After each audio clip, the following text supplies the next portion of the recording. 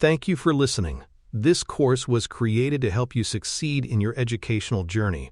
Learn more at baremetalcyber.com, where additional podcasts, books, newsletters, and cool merchandise await. Let's get started. When we talk about responsibility in artificial intelligence, it is important to recognize that it spans the entire life cycle of a system, not just its deployment. Too often, responsibility is framed as a late-stage consideration, introduced only when an AI tool is about to be released. This narrow focus misses the reality that risks and opportunities emerge at every phase, from initial planning to eventual retirement. A life cycle perspective emphasizes that responsibility is not linear but iterative. Systems evolve as they interact with real-world conditions, and feedback loops are essential for ensuring that learning and adaptation take place.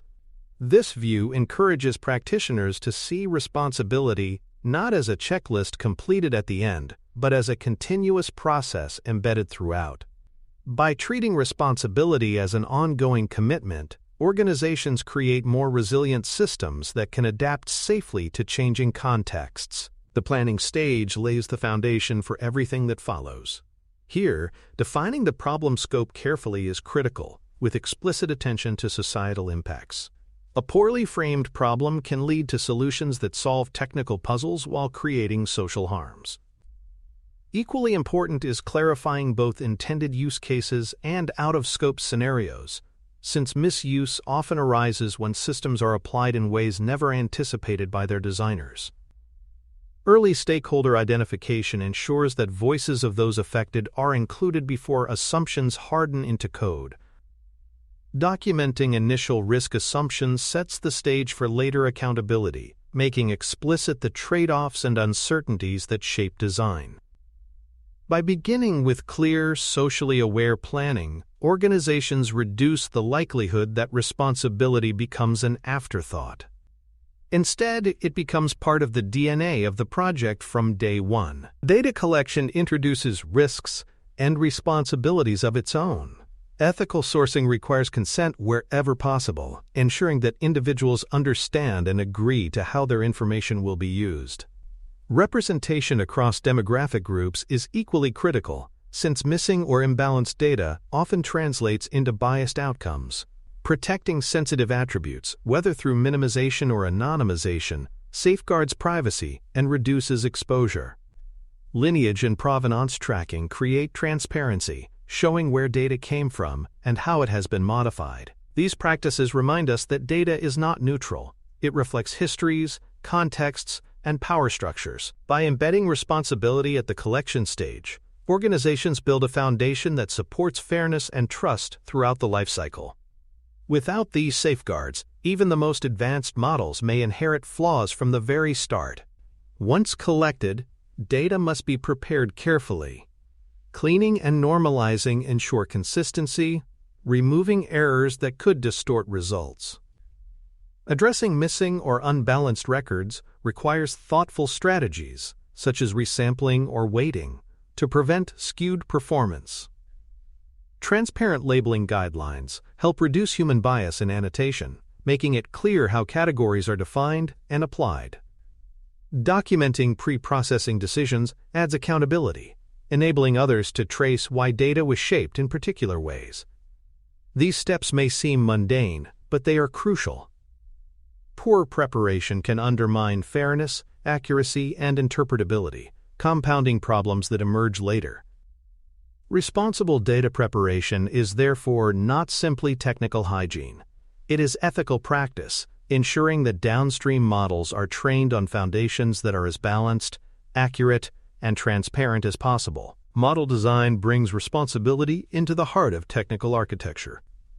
Selecting an architecture requires balancing goals and constraints, such as interpretability versus raw accuracy. For some applications, a simpler, more transparent model may be preferable to a complex but opaque one. Design must also embed safeguards for fairness and privacy, integrating techniques like differential privacy or fairness-aware training. Security is another design consideration, since systems must be robust against attacks or misuse. These choices reflect trade-offs that go beyond technical performance. They shape trust, accountability, and resilience. A responsible approach to model design means asking not just what works best statistically, but what serves the intended purpose while respecting broader obligations. Design becomes a site where ethics, law, and engineering converge. Training is the stage where design meets data, and it requires vigilance. Bias amplification is a persistent risk, as models may magnify inequalities present in their datasets. Monitoring subgroup performance ensures that systems serve all populations fairly, not just the majority. Guarding against overfitting preserves generalization, enabling models to function reliably in new contexts. Storing intermediate artifacts adds traceability, allowing later audits to reconstruct how training unfolded.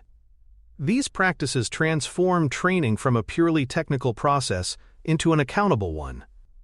Training responsibly means recognizing that every epoch, every adjustment, is not just about optimization, but about aligning outputs with social expectations. It is a reminder that models are not neutral learners. They are shaped by every decision made during this phase. Evaluation is where an AI system is put to the test, and responsible practice demands more than checking for accuracy. Metrics must align with fairness, safety, and other guiding principles, not just predictive performance. A system that achieves high accuracy overall but fails consistently for minority groups cannot be considered successful. Testing across intended use contexts ensures that the system functions reliably in the environments where it will actually operate, rather than just in controlled lab settings. Adversarial testing adds another layer, probing for weaknesses and robustness under hostile or unusual conditions. Documenting limitations and uncertainties acknowledges the system's boundaries, communicating clearly where it may fail. Evaluation, in this responsible sense, becomes a comprehensive examination, measuring not only what a system can do, but also where it should not be trusted. Deployment readiness bridges evaluation and real-world release.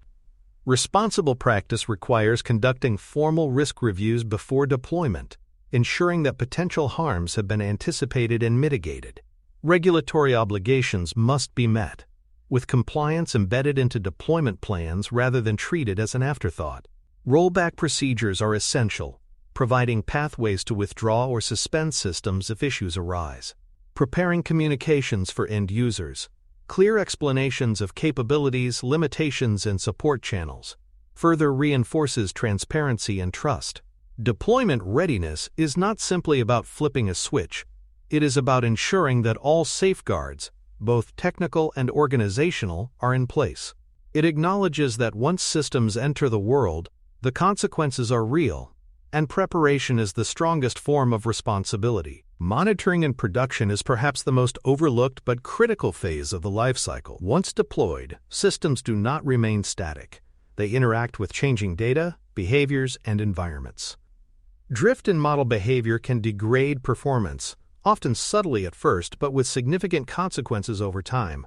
Capturing user feedback systematically provides insights into unexpected issues, especially those that automated metrics may miss. Automated anomaly detection can raise early alerts, signaling when models deviate from expected behavior. Periodic audits add an additional safeguard, ensuring that monitoring remains rigorous. Responsible monitoring recognizes that deployment is not the end of responsibility but the beginning of a new phase, one that requires ongoing vigilance. Human oversight must be woven into production as well. Assigning roles for intervention authority clarifies who has the power to act when problems occur. Escalation pathways ensure that issues travel quickly to the right decision makers. Personnel must be trained not just in technical operations but in responsible judgment, able to weigh ethical and social factors alongside performance metrics. Documenting oversight actions creates accountability, providing records of what was done, why, and by whom. Oversight acknowledges the limits of automation. No matter how advanced, AI systems lack moral reasoning.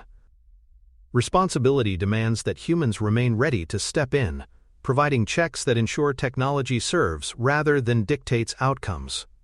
Incident management prepares organizations for the reality that problems will arise. Defining triggers for incident response creates clarity, preventing confusion or delay when failures occur.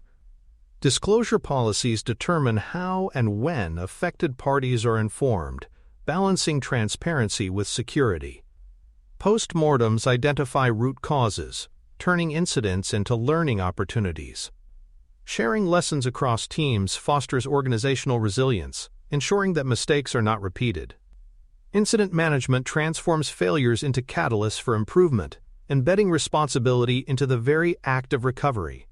In this sense, responsible AI is not about preventing all harm, a standard no system can achieve, but about responding swiftly, transparently, and constructively when harm does occur. Decommissioning is the often overlooked final stage of the life cycle.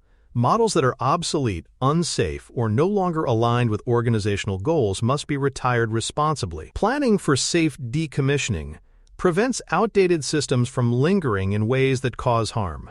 Archiving documentation preserves accountability, providing historical records for audits or future learning. Communicating discontinuation to stakeholders ensures clarity, avoiding confusion about whether systems remain active. Decommissioning reflects maturity in lifecycle thinking, recognizing that responsible AI is not just about building but also about ending systems well. By honoring this final stage, organizations complete the lifecycle responsibly, closing the loop with the same care they applied at the start. For more cyber-related content and books, please check out cyberauthor.me. Also, there are other prepcasts on cybersecurity and more at baremetalcyber.com. Cross-phase documentation is one of the strongest threads connecting every stage of the responsible AI lifecycle. Rather than treating records as static reports filed away after deployment, documentation should be a living set of materials updated continuously. These records capture the rationale for decisions at each point, from why certain datasets were chosen to how evaluation metrics were selected. They provide auditability, enabling external reviewers and internal teams to trace the path of a system's development. Transparency is greatly enhanced when documentation is available to regulators, partners, or even the public in the form of transparency reports. Beyond compliance, documentation reinforces institutional memory, ensuring that lessons learned are not lost when teams change or projects shift. By making documentation continuous, organizations align accountability with practice, creating a visible thread of responsibility from start to finish. Cultural alignment ensures that lifecycle thinking does not remain confined to process documents. Embedding awareness into team norms means that each phase from data preparation to decommissioning is approached with responsibility in mind. Reflection becomes part of the rhythm of work, encouraging teams to pause and ask how their actions affect fairness, safety, or transparency. Performance and responsibility are treated as equal goals, rather than framing responsibility as a drag on efficiency. Training and rituals, such as regular ethical reviews or risk workshops, reinforce these values over time. In cultures where responsibility is normalized, lifecycle practices feel less like external requirements and more like natural extensions of good engineering and governance. Culture, in this sense, is the soil in which responsible AI lifecycles can grow and thrive. Tools and frameworks help operationalize lifecycle practices, providing consistency and scalability. Templates can guide teams through planning, evaluation, and monitoring, ensuring that key considerations are not overlooked. Automated platforms can track risks, flagging potential issues before they escalate. Standardized checklists support compliance, helping teams align with internal policies and external regulations. Integration with project management systems brings responsibility into the daily workflow, rather than leaving it as a parallel process.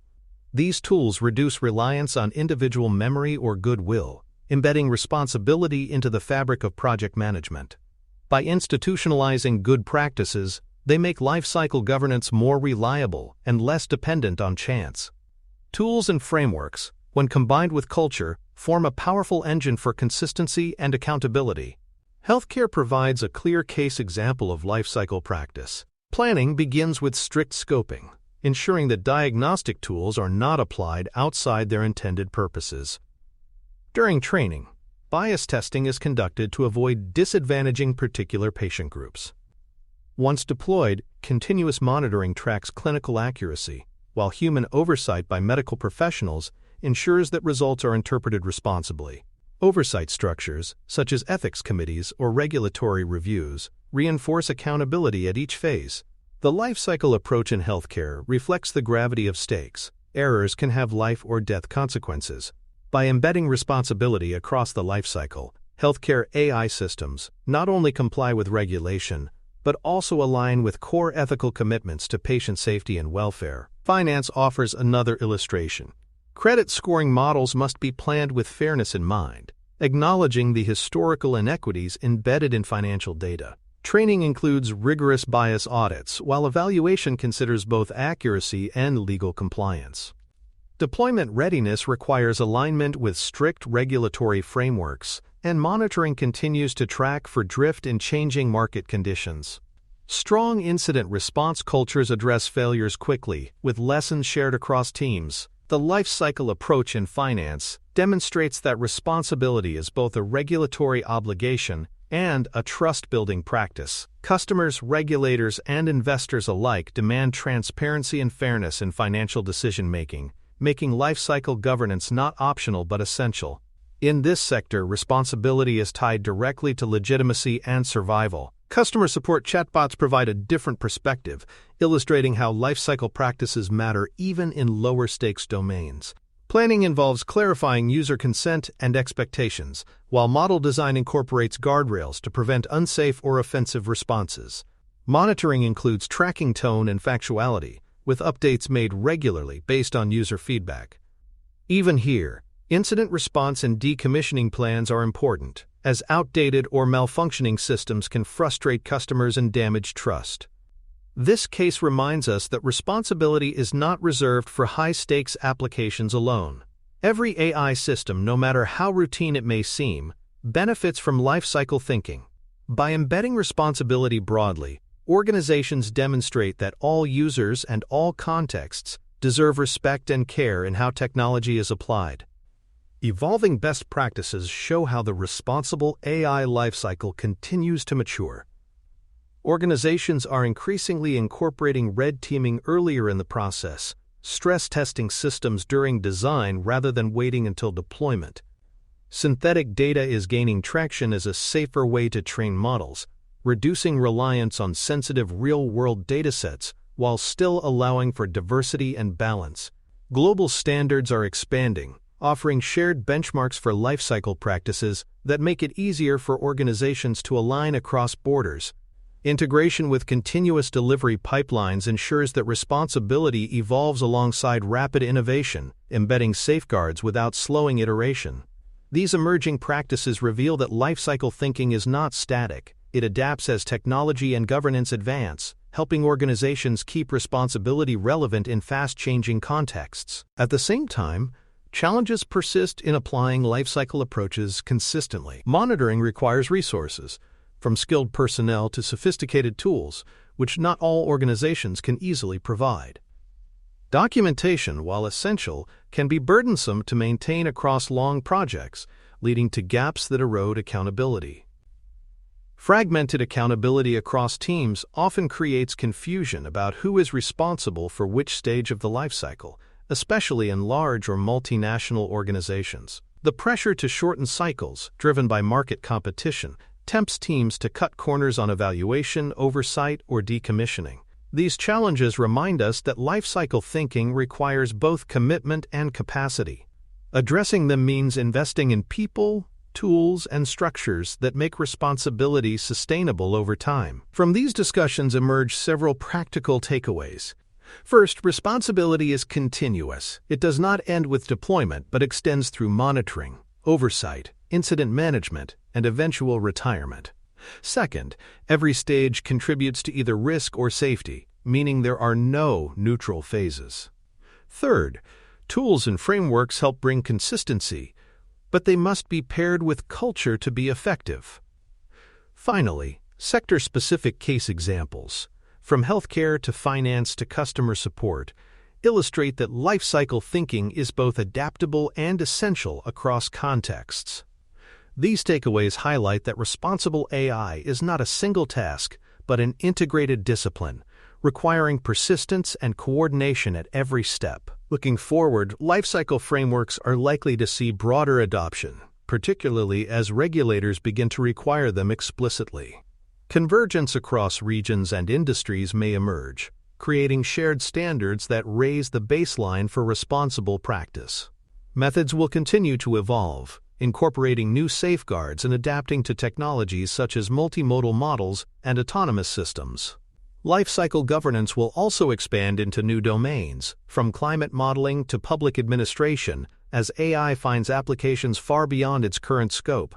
The future outlook is one of both growing responsibility and growing capability, as organizations learn to integrate responsibility into innovation without seeing them as opposing forces. To conclude, this episode has traced the responsible AI lifecycle from planning through decommissioning, emphasizing how responsibility must be woven into every phase. We saw that planning sets the scope, data collection and preparation shape fairness and privacy, design embeds safeguards, and training requires vigilance against bias. Evaluation, deployment readiness, and monitoring add further layers of responsibility, while oversight, incident management, and decommissioning ensure accountability until the system's end. Case examples from healthcare, finance, and customer support showed how these principles translate into practice. Together, they illustrate that responsibility is not an endpoint but a continuous journey. Thanks for tuning in to Bare Metal Cyber, your trusted source for cybersecurity educational materials, news, and insights. Remember to subscribe at baremetalcyber.com so you never miss an update. And visit cyberauthor.me for best-selling cybersecurity books that equip you with expert knowledge. Until next time, stay secure and stay vigilant.